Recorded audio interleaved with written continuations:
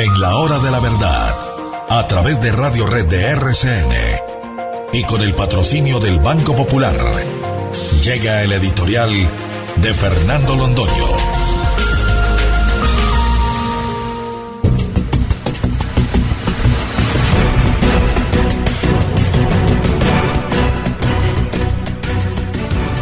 Se equivocan los que piensan que vamos a decir que nos alegramos por la muerte de Fidel Castro. No nos alegramos por la muerte de ningún ser humano.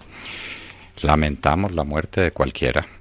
Simplemente somos objetivos para averiguar quién fue el que se murió y qué espacios le abre su muerte a la vida de otros o qué espacios le cierra.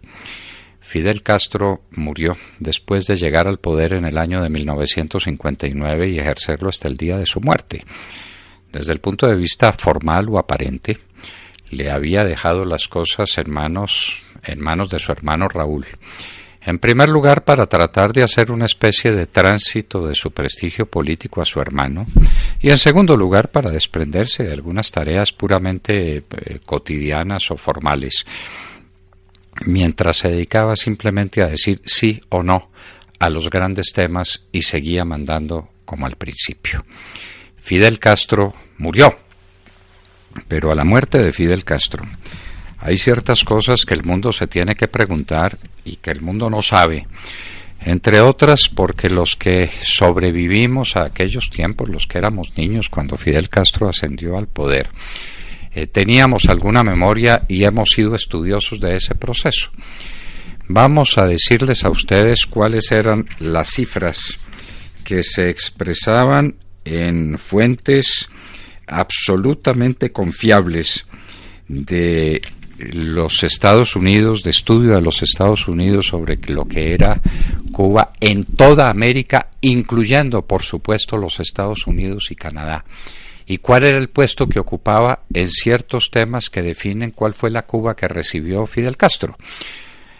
Porque después veremos que fue el país de América que más recursos recibió de terceras naciones. Si no lo recibía de los Estados Unidos, lo recibió de Rusia, de la Unión Soviética y después lo recibió de Venezuela en cantidades a las que no tuvo acceso nunca otro país latinoamericano.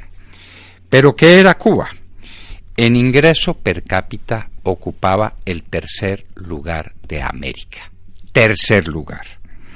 En alfabetismo estaba en tercer lugar de arriba hacia abajo. Es decir, era un país alfabetizado a niveles de Canadá y de Argentina. Personas por médico tenía el tercer lugar. Calorías diarias por personas, 2.730 para ser preciso, ocupaba el tercer lugar. Gastos públicos para educación, lo que dicen algunos que es el gran encuentro de Fidel Castro con la modernidad. Cuba tenía en la época más odiosa de la dictadura odiosa de Batista el segundo lugar en América. Estaciones de radio, el tercer lugar. Radioreceptores, el segundo lugar. Televisoras en blanco y negro y en colores, el primer lugar en América, inclusive por encima de los Estados Unidos. Refrigeradores, el tercer lugar. Teléfonos, el tercer lugar. Periódicos diarios, el segundo lugar. Probablemente estaban censurados, pero no había ningún otro país de América, los Estados Unidos, que tuviera más diarios que Cuba.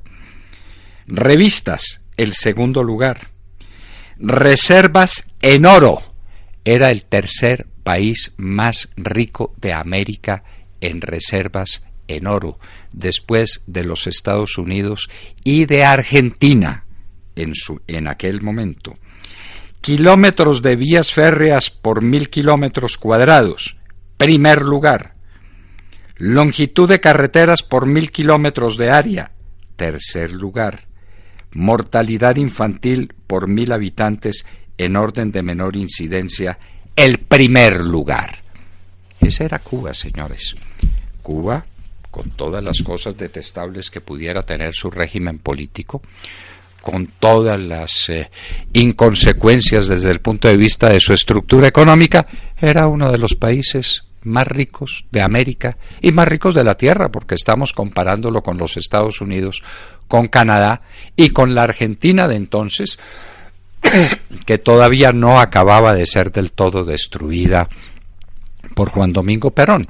Ni hablar de Brasil, ni hablar de Chile, ni hablar de México. Cuba era inmensamente más rica que todas, más desarrolladas, con más carreteras, con más automóviles, con más receptores de televisión. Esa era la Cuba que asumió Fidel Castro. ¿Cuál es la Cuba que deja? Una Cuba empobrecida hasta el extremo. Cada cubano tiene que pedir un carnet de racionamiento para un plato de comida que no alcanza, que no es suficiente para las calorías mínimas que necesita un organismo sano. Y los cubanos tienen que proceder a lo que ellos llaman resolver. Resolver en cubano quiere decir completar un salario de miseria de alguna manera, que generalmente completan las familias mandando sus hijas a la prostitución. Las famosas jineteras de las que tanto se valió Fidel Castro para insultar a la Cuba de su tiempo es ahora el recurso, no digamos predilecto, pero sí el más utilizado por las familias cubanas, no para salir de la miseria en absoluto, para manejar su miseria. Ese es el resultado de 57 años de tiranía, de un país donde hay partido único, de un país donde no hay libertad de opinión, donde las cárceles siguen atestadas de presos políticos que hoy meten a la cárcel presos a la gente por pensar y por expresarse libremente.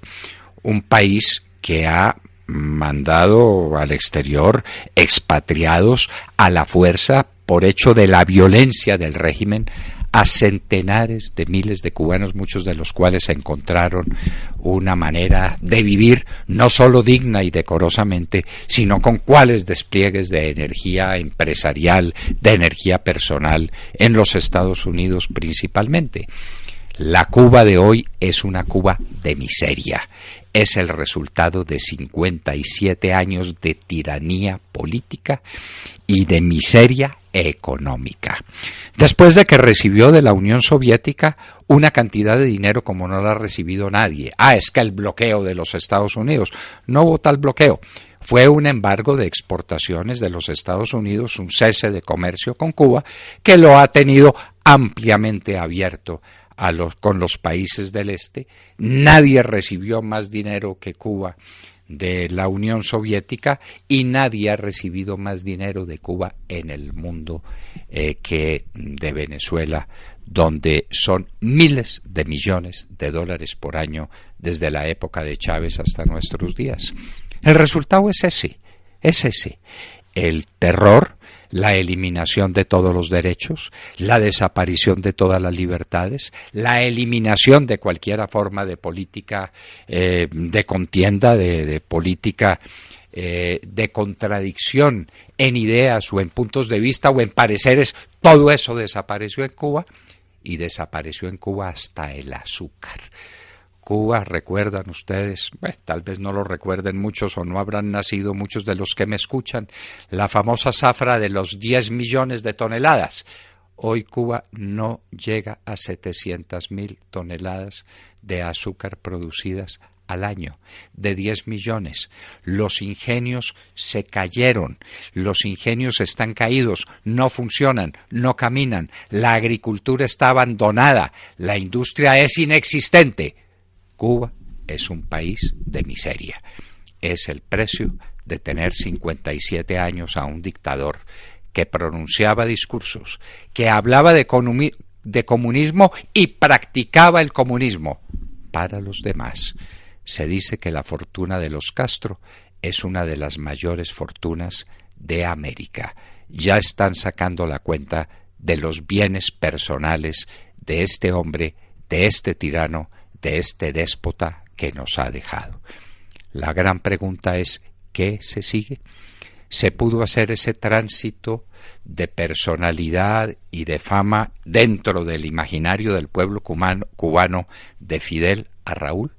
Lo lograron porque Raúl sí es la violencia, Raúl sí es la barbarie de los paredones, la barbarie de las cárceles políticas, Raúl es la mano dura del régimen, desde luego influida y dirigida por su hermano Fidel, pero tendrá también el prestigio, tendrá también la capacidad de manejarse en medio de estas tempestades, cuando va a tener un gobierno de los Estados Unidos muy poco amistoso, que será el gobierno de Trump, que lo será muy poco con todas las dictaduras del mundo. ¿Qué viene para Cuba después de la muerte del déspota, del tirano, cuyo recuerdo estamos celebrando con banderas a media asta? Porque habrá de qué decir, y ya lo hemos dicho, y lo repetiremos incesantemente, entre los crímenes de Fidel, el mayor, el más destructivo, el más horrendo, fue esa sucesión de crímenes que cometió contra Colombia. Fidel Castro se ha ido. Dios tenga compasión de su alma, si es que Fidel alguna vez le pidió piedad.